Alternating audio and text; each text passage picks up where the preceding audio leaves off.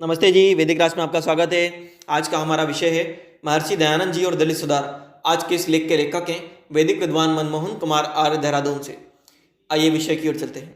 महर्षि दयानंद ने जीवन भर हिंदू समाज में फैली हुई जातिगत भेद कुरीतियों का पुरजोर विरोध किया। उनके जीवन में अनेक प्रसंग ऐसे मिलते हैं जिनसे जातिवाद को जड़ से मिटाने की प्रेरणा मिलती है।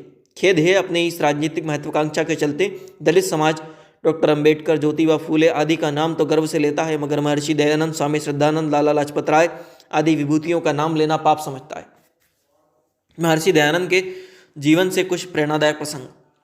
महर्षि दयानंद जी के एक जीवनी लेखक मास्टर लक्ष्मण आर्य जी के शब्दों में ही इसे उद्धत कर रहे हैं। दलितों से स्वामी जी का स्नेह। सफर मेना की पलटन का एक मजहबी सिख, दलित वर्ग के सिख को मजहबी सिख कहते हैं, जो श्वेत वस्त्र पहने हुए था, सभा में बहुत सावधानी से बैठा था। स्वामी जी की प्रत्येक बात को दत्तचित्त होकर सुन रहा था कि अकस्मात उसी समय छावनी का पोस्टमैन मुनीर खां स्वामी जी की डाक लेकर आया। वह पोस्टमैन उस मजहबी सिख को देखकर शोर मचाने लगा, यहाँ तक कि उसने मारने पर उतारू हो गया तथा चिल्लाकर कहने लगा, रे मनहूस नापाक अर्थात गंदे अशुभ, तू ऐसे महान पुरुष, युग पुरुष व्यक्तित्व की सेवा में इतनी अशिष्टता से आकर बैठ गया। तूने अपनी जाति की उन्हें जानकारी नहीं दी। उस समय पता करने पर ज्ञात हुआ कि वह मजहबी सिख था। बहुत लज्जित होकर पृथक जा बैठा। मुनीर खां ने प्रयास किया कि उसे निकाल दिया जाए। तब स्वामी जी ने अत्यंत कोमलता और सौम्यता से कहा, निसंदेह उसके यहाँ बैठकर उपदेश सुनने में कोई हानि नहीं, उस पर कोई आपत्ति नहीं करनी चाहिए। तिरस्कार किए गए उस व्यक्ति ने नैनों से अक्षु बहाकर हाथ जोड़कर कहा कि मैंने किसी को कुछ हानि नहीं पहुंचाई, सबसे पीछे जूतियों के स्थान पर पृथक बैठा हूँ। स्वामी जी ने डाकिये को कहा कि इतना कठोर व्यवहार तुम्हारे लिए अनुचित है और समझाया कि परमेश्वर की सृष्टि में सब मनुष्य समान है। उस दलित को कहा कि तुम नित्य प्रति यहाँ आकर उपदेश सुनो, तुमको यहाँ कोई घृणा की दृष्टि से नहीं देखता। मुसलमानों के निकट भले ही तुम कैसे हो। स्वामी जी के ऐसा कहने से वह अत्यंत प्रसन्न हुआ और प्रतिदिन व्याख्यान सुनने आता रहा।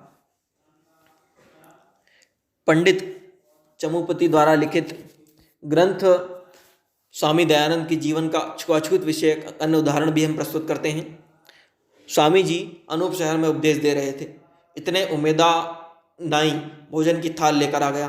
स्वामी जी ने प्रेम पूर्वक सभा में ही भोजन किया।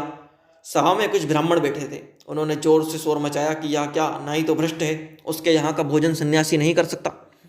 स्वामी हंसे और कहा कि रोटी तो गेहूं की है, नाई का तो केवल प्रेम भाव ही है।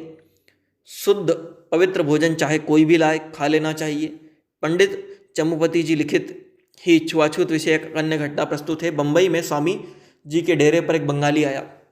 बातचीत करते करते उसने पानी मांगा। बंगाली की दाढ़ी बड़ी थी। भक्तों ने समझा कि कोई मुसलमान है। उन्होंने गिलास देने की जगह पत्तल के दोनों में पानी दे दिया।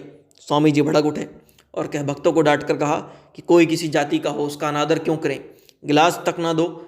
यही तो कारण है कि जाति ने इस अपने लाखों करोड़ों भाई बहनों को निकाल दिया गया इस जाति भेद ने, परंतु अपने गिलास मिलाया, अपने में एक मनुष्य भी नहीं मिलाया। अर्थात इस घटना पर पंडित चौमती जी की टिप्पणी, मनुष्य से छीछी करने वाले स्वयं छीछी किए जाने योग्य होते हैं। आदर से पराये अपने बनते हैं और निरादर से अपने भी पराये हो जाते हैं। एक अन्य प्रश्नोत्तरी भी पंडित चमुपति जी हमारे स्वामी नामी अपनी पुस्तक में लिखा है। वह लिखते हैं कि अब भक्त अपने आप को जन्म से नीच कहते हैं। आपको भक्त स्वामी जी ने कहा कि मैं भी तो यही कहता हूँ कि जन्म से तो सब नीच हैं। जिसने पढ़ा पढ़ाया वह ब्राह्मण हो गया, जो धर्म के लिए लड़ा वह क्षत्रिय हुआ, जिसने व्यापार और खेतों का काम किया वह वैश्य हुआ, नहीं तो शूद्र।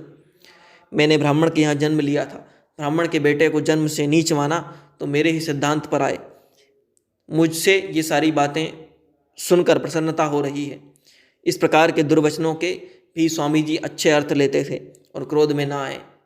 पाठक इन घटनाओं से स्वामी जी के दलितों के प्रति प्रेममय दृष्टिकोण का धारणा और विचारों का ज्ञान कर सकते हैं। ओम। प्रस्तुत लेख के लेखक हैं वैदिक विद्वान मनमोहन कुमार आर्य, देहरादून से।